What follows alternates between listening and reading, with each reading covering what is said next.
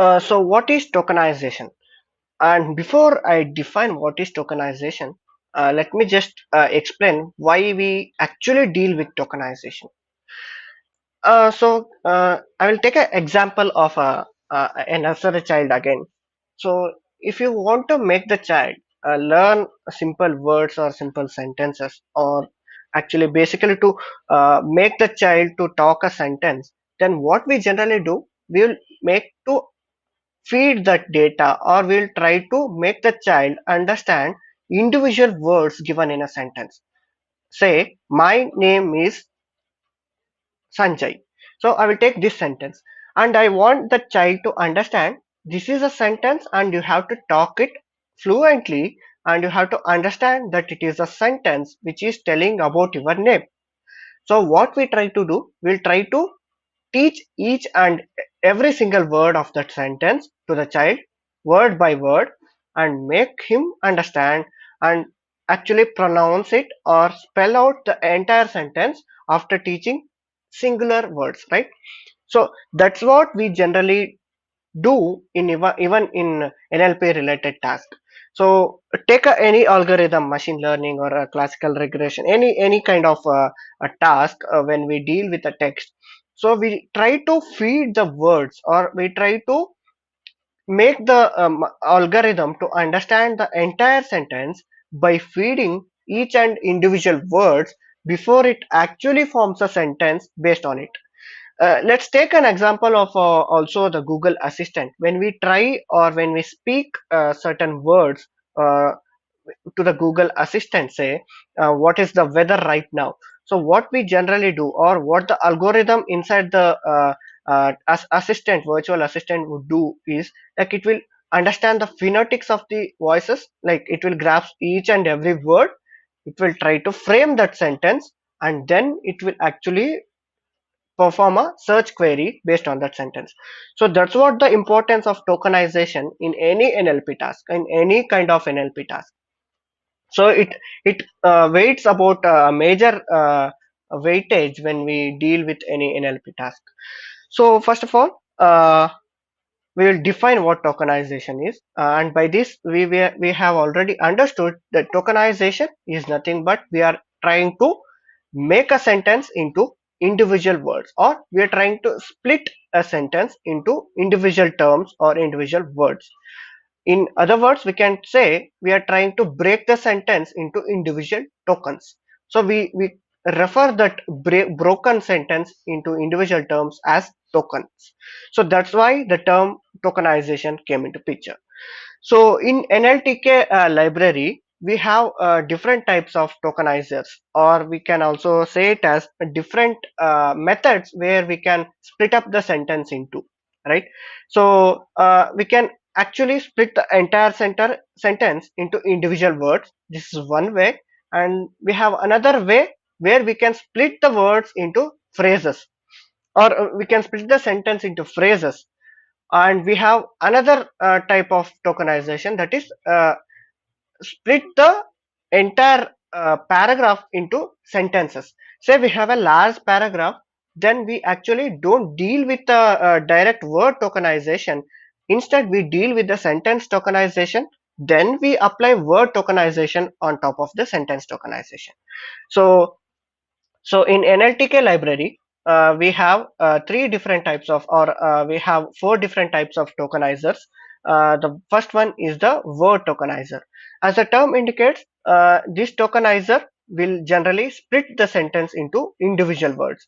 So we use this to break the entire text corpus. Say it's a paragraph or it's a sentence. So I will break that into individual words. That's it. Like, that's the direct deal we are going to do with the word tokenizer. Then comes a sentence tokenizer. So it's a advanced form of word tokenizer. Instead, what we try to do over here is, instead of splitting the sentence into a word, here we are trying to split the entire paragraph, say a paragraph about something, into individual sentences before we actually deal with it. So we are trying to break up the entire paragraph into individual sentences. Then are we directly use that sentence to train our model? No, no. What we try to do, we generally apply this word tokenizer on top of this sentence tokenizer. So that's what the overall intention would be. So we say we perform any kind of tokenizing action, we generally end up using word tokenizer, because our machine learning or any algorithm is ready to accept or able to learn only when you teach it with word by word. So that's what the major intention was. So even if we use this sentence tokenizer, we apply this word tokenizer on top of that. So these are the general like kind of for any type of linguistic activities, we can perform these two type of tokenizer actions. Then these two kind of things appear for a specific use case or a advanced use cases. So there is a tokenizer called tweet tokenizer. As a word tweet, we could able to understand that we will be using this tokenizer when we actually use or when we actually apply NLP or text analytic task on Twitter data. So what is it actually different from a normal English sentences or paragraph? That would be, it will be generally consisting of like such a certain special characters, special elements in a given sentence. Say any Twitter data will be generally having a hashtag.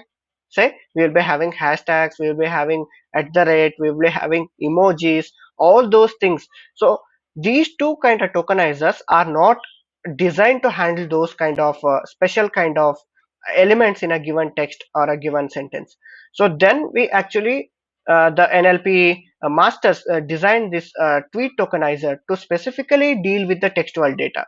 So we use this tokenizer to tokenize the text into different words again. So it is generally like the fundamental concept of the tokenizer would be the word tokenizer itself, but this will also tokenize the social media elements such as emojis, hashtags correctly, unlike the word tokenizer. So in other words, what we can say, it is a word tokenizer with a additional equipment. That's what we can generalize over the tweet tokenizer.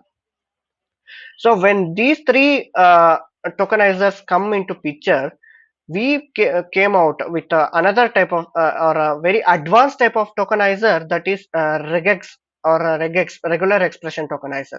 So this is one of the improvised or more adaptable type of tokenizer which we use when we deal with the almost all any kind of textual data. It might be a Twitter data, it would be any paragraph, or it would be in a given sentence. We can implement this regex or a regular expression tokenizer at any given instance. What it will do, so we have a certain expressions called regular expressions, which we say it as a rules or a grammatical expression which we define so that the tokenizer will generally act on that, or it actually perform the splitting action based on that given rule.